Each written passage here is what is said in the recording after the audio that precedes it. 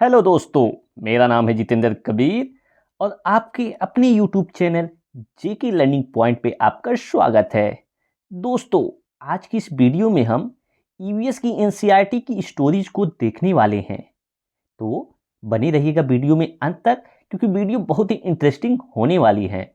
और अगर चैनल को सब्सक्राइब नहीं किया है तो चैनल को सब्सक्राइब कर लीजिए और चलिए शुरू करते हैं। सबसे पहले हम आज जानवरों के दांतों को देखेंगे। आपने देखा ही होगा कि जो जानवर के दांत अलग अलग तरीके के होते हैं। जैसे एक गाय दिखाई गई है, तो गाय के आगे के दांत छोटे होते हैं जो पत्तों को काटने के लिए बने होते हैं, और साथ ही घास चबाने के लिए पीछे के जो दांत होते हैं वो चपटे और बड़े होते हैं। तो जो गाय होती है, इसके दो तरीके के दांत होते हैं। पहला आगे के दांत जो छोटे होते हैं और वो क्या होते हैं, पत्तों को काटने के काम में आते हैं। और आपके जो घास चबाने के लिए पीछे के दांत होते हैं वो चपटे और बड़े होते हैं। तो ये थी गाय के दांत। अब देखते हैं बिल्ली के दांतों के बारे में। तो बिल्ली के दांत नुकीले होते हैं जो मांस फाड़ने और काटने के काम आते हैं। तो आपको पता ही है कि बिल्ली एक मांसाहारी जानवर है और वो मांस को फाड़ के काट के खाती है। इसीलिए उसके दांत की जो बनावट होती है वो नुकीली होती है, जिससे वो मांस को आसानी से फाड़ सके और आसानी से काट काट कर खा सके। तो बढ़ते हैं आगे। और जो सांप होता है, सांप के दांत नुकीले होते हैं, पर ये जो नुकीले दांत होते हैं वो शिकार को खाने के काम में नहीं आते, बल्कि सांप अपने शिकार को चबाकर नहीं खाता, वो बल्कि पूरा निगल जाता है। मतलब जो सांप होता है वो अपने दांतों का इस्तेमाल भोजन को चबाकर खाने में नहीं करता, बल्कि जो भोजन होता है, जो शिकार होता है, उसको पूरी तरीके से वो निगल जाता है और उसके पेट में जाके वो उसका शिकार, उसका भोजन डाइजेस्ट हो जाता है। और सीटेट में ये कई बार प्रश्न आया है कि वो कौन सा जानवर है जो अपने बढ़ते हुए दांतों को घिसने के लिए चीज़ों को काटता और कुतरता रहता है। तो बहुत लोगों के दिमाग में आएगा कि वो जानवर चूहा है, लेकिन ऐसा बिल्कुल नहीं है। वो जानवर है गिलहरी। तो जो गिलहरी है, वो गिलहरी के दांत हमेशा बढ़ते रहते हैं और दांतों से काटने और कुतरने के कारण इसके दांत खिंचते रहते हैं। इसका अर्थ यह है कि जो गिलहरी के दांत हैं आगे के, वो हमेशा बढ़ते रहते हैं और उन्हीं बढ़ते दांतों को वो जो है घिसने के लिए चीज़ों को काटता और कुतरता रहता है। तो ये था गिलहरी। आगे देखते हैं अब कुछ चिड़ियों के बारे में। हम चिड़ियों की कहानी को देखेंगे।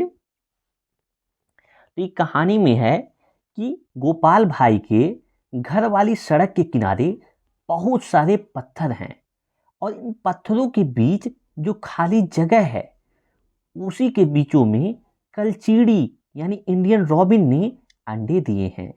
तो बस आपको यहाँ से इतना ही याद रखना है कि जो कलचीड़ी होती है, जिसे अंग्रेजी में इंडियन रॉबिन कहा जाता है, वो पत्थरों के बीच में अंडे देती है और इसका जो घोंसला होता है वो घास से बना होता है और उसके ऊपर से पौधों की जो नाजुक टहनी होती हैं, जड़ें होती हैं, ऊन होता है, बाल होता है, रुई होता है, ये सब सारी चीज़ें बिछी होती हैं। वो ऐसा इसलिए बनाती हैं ताकि जो कलचीड़ी के बच्चे हैं वो आराम से उस बिस्तर पे रह सके। तो ये था कलचीड़ी यानी इंडियन रॉबिन की कहानी। और इसके साथ ही जो कौवा होता है, वो अपने घोंसले में लोहे के तार और लकड़ी की शाखाओं जैसी चीजों का इस्तेमाल करता है। और साथ में जो कौवे के घोंसले में जो कोयल होती है वो अपना अंडा सेती है। मतलब कि जो कोयल बहुत मीठा गाती है, पर क्या आपको पता है वह अपना घोंसला बनाती नहीं है। मतलब ये जो कोयल है ये अपना घोंसला बनाती नहीं है, वह कौवे के घोंसले में अंडा दे देती है। और इसके जो कोयल के अंडे होते हैं वो कौवे के अंडे से काफ़ी मिलते जुलते होते हैं। इसीलिए कौवा जो है कोयल के अंडे को भी अपना अंडा समझकर कौवा अपने अंडों के साथ कोयल के अंडों को भी सेता है। बाद में जब उसमें से बच्चे निकलते हैं तो वो उड़ जाते हैं। तो यहाँ से आपको कौवे के बारे में बस इतना याद रखना है कि कौवा अपना घोंसला बनाने के लिए लोहे के तार और पेड़ की टहनियों का इस्तेमाल करता है, और वह जो पेड़ की जो सबसे ऊंची डाल होती है उसी पे अपना घोंसला बनाता है। ये बहुत इंपॉर्टेंट पॉइंट है कि कौवा जो वृक्ष होता है उसकी जो सबसे ऊंची डाल होती है उसी पे अपना घोंसला बनाता है, और कौवे की ही घोंसले में कोयल भी अपने अंडे को लाके रख देती है, और कौवा कोयल के अंडे को अपना अंडा समझ के सेता रहता है, और बाद में उसमें से बच्चे निकलते हैं। अब हम और जो है पक्षियों के बारे में देखते हैं। अगला पक्षी है, नजदीक में एक छोटा सा पेड़ है, उसकी डाल पर घोंसला लटका हुआ है। पक्षियों में कितना अंतर है, जहां कौवा पेड़ की ऊंची डाल पर घोंसला बनाता है, जबकि फख्ता कैक्टस के कांटों के बीच या मेहंदी की मेड़ के बीच। तो यहाँ से आपको बस इतना याद रखना है कि जो फख्ता चिड़िया होती है वो अपना जो घोंसला है या तो कैक्टस के कांटों के बीच बनाती है या फिर मेहंदी के मेड़ के बीच। तो अगर परीक्षा में प्रश्न आता है कि फख्ता अपना घोंसला कहाँ बनाती है, तो आपको बस ऑप्शन में देखना रहेगा कि जहाँ या तो कैक्टस के कांटे रहेंगे या फिर मेहंदी की मेड़ रहेगी, वही ऑप्शन सही हो जाएगा। और बात करें गौरैया की, तो गौरैया आमतौर पे घरों के आसपास दिखाई देती है और कहीं भी घोंसला बना लेती है। मतलब जो गौरैया होती हैं वो घरों के आसपास या घरों में ही रहती हैं, इसीलिए वो लोग घर में ही कहीं भी घोंसला बना लेती हैं, जैसे अलमारी के ऊपर या फिर आईने के पीछे या फिर दीवार के आले में, ठीक है, या फिर दीवार के आले में। और ठीक इन्हीं की तरह कबूतर भी होते हैं, ये लोग भी अपना घोंसला पुराने मकान या खंडहरों में बनाते हैं। तो ये चीज़ आपको समझ में आ गया होगा। अब देखते हैं एक अलग चिड़िया जो कि सबसे अलग है, उसका नाम है बसंत गौरी। जो बसंत गौरी होती है आपने देखा होगा कि गर्मियों में टुक टुक करती रहती हैं, और इनकी जो सबसे बड़ी विशेषताएं है कि ये लोग जो बसंत गौरी होती हैं पेड़ के तने में गहरा छेद बनाकर अंडे रखती हैं। ये प्रश्न पिछली साल परीक्षा में आया भी था कि वो कौन सी चिड़िया है जो पेड़ के तने में गहरा छेद बनाकर अंडे देती है, तो वो क्या है, बसंत गौरी। ये जितनी भी चिड़ियाएं हैं इनकी सारी विशेषताओं को आपको नोट कर लेना है, जो मेन पॉइंट है, और इसको याद रखना है, क्योंकि परीक्षा में हर बार इनसे प्रश्न आता ही है। तो बसंत गौरी के बाद अब हम देखेंगे दर्जिन चिड़िया। दर्जिन चिड़िया जैसा नाम वैसा काम, ठीक है।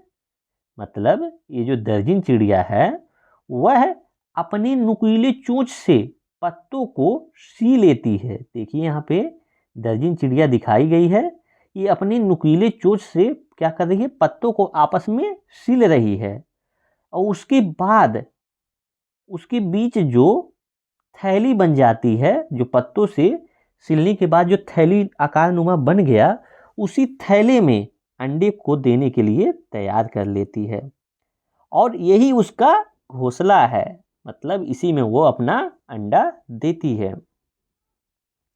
तो दर्जिन चिड़िया के बारे में मतलब ये क्या करती है, अपनी नुकीली चोंच का इस्तेमाल करके पत्तों को सिल के और उसमें अपना घोंसला बना लेती है, उसी में अपने अंडों को देती है। बढ़ते हैं आगे। अगला जो चिड़िया है वो है शक्करखोरा। शक्करखोरा किसी छोटे पेड़ या झाड़ी की डाली पर अपना लटकता घोंसला बनाते हैं।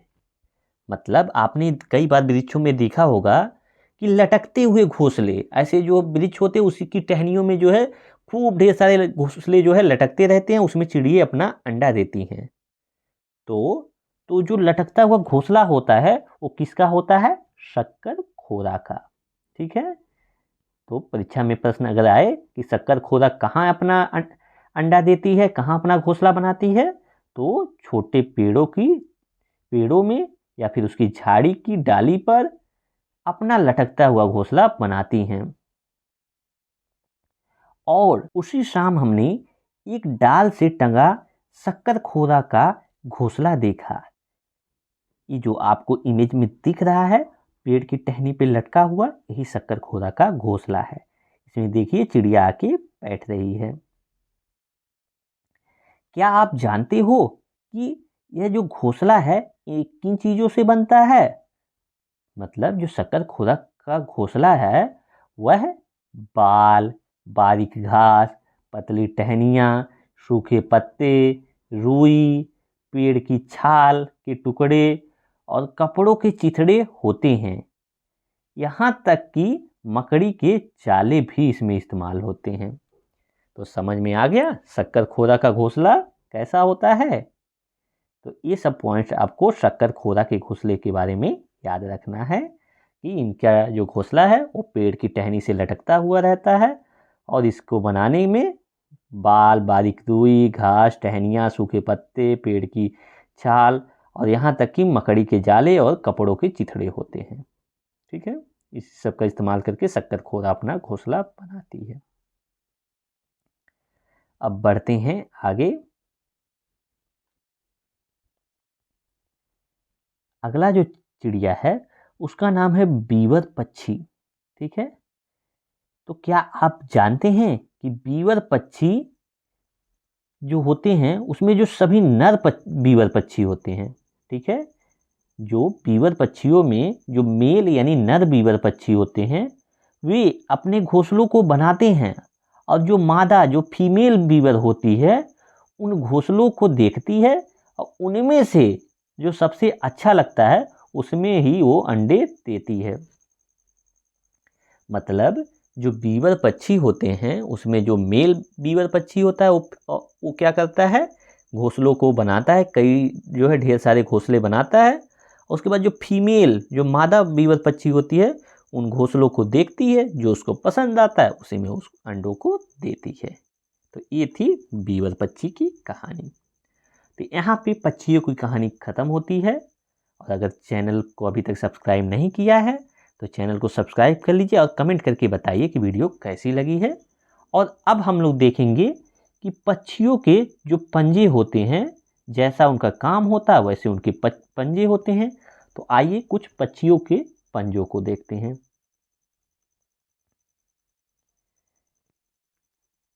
जो आपके सामने पहला पंजा दिख रहा है, इसमें देखिए ये पंजा इस हिसाब से बना हुआ है कि इसमें जो झिल्ली नुमा आकार से सारे जो पंजे हैं वो एक दूसरे से जुड़े हुए हैं। ऐसा इसलिए बनाया गया है कि ताकि इस पंजे का इस्तेमाल पानी में तैरने के लिए किया जा सके। वहीं जो वृक्ष पे बैठते हैं, जो टहनियों को पकड़ने वाले होते हैं, उनके पंजे का जो वो है नेल्स हैं वो बड़े बड़े हैं ताकि वो टहनियों को पकड़ सकें।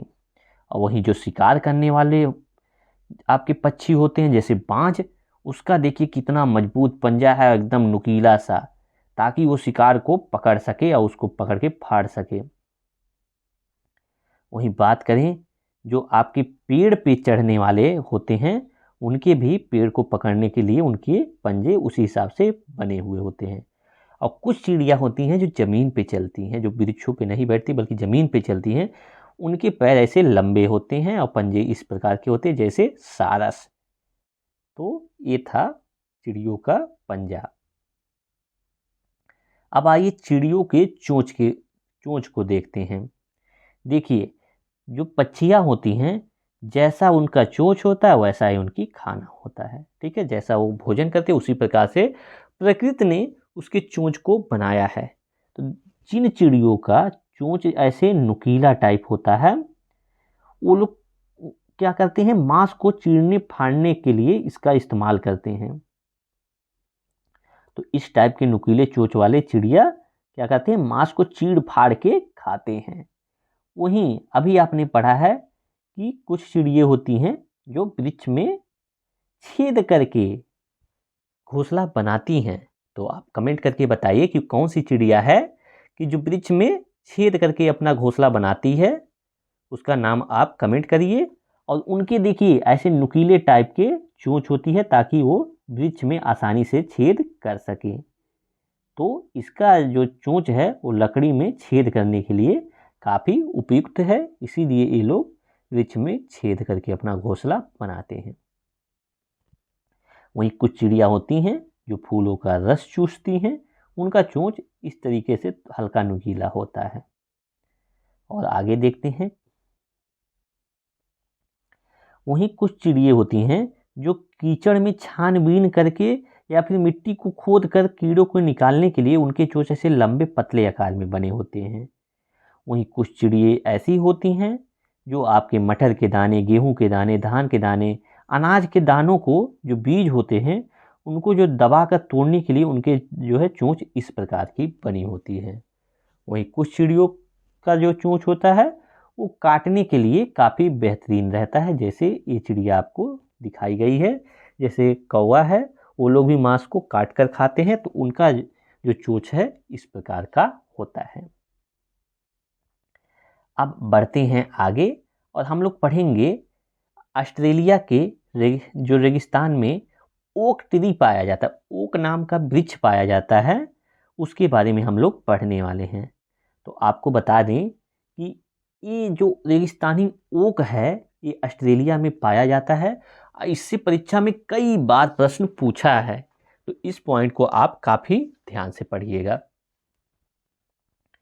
तो ऑस्ट्रेलिया में एक पेड़ पाया जाता है और उस पेड़ का नाम है रेगिस्तानी ओक। ठीक है, तो अगर परीक्षा में प्रश्न आता है कि रेगिस्तानी ओक कहाँ पर पाया जाता है, तो वो ऑस्ट्रेलिया में पाया जाता है। और जो इसकी ऊंचाई होती है, ठीक है, इसकी ऊंचाई तुम्हारी क्लास की दीवार के लगभग होती है। मतलब जो रेगिस्तानी ओक होता है इसकी ऊंचाई वही 12-13 फुट के करीब होती है और पत्तियां बहुत कम होती हैं।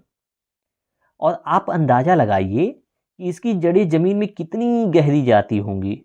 सोचो, यदि ऐसे 30 पेड़ जमीन पर लिटा दिया जाए तो उसकी लंबाई तक जमीन में गहरी जाती हैं।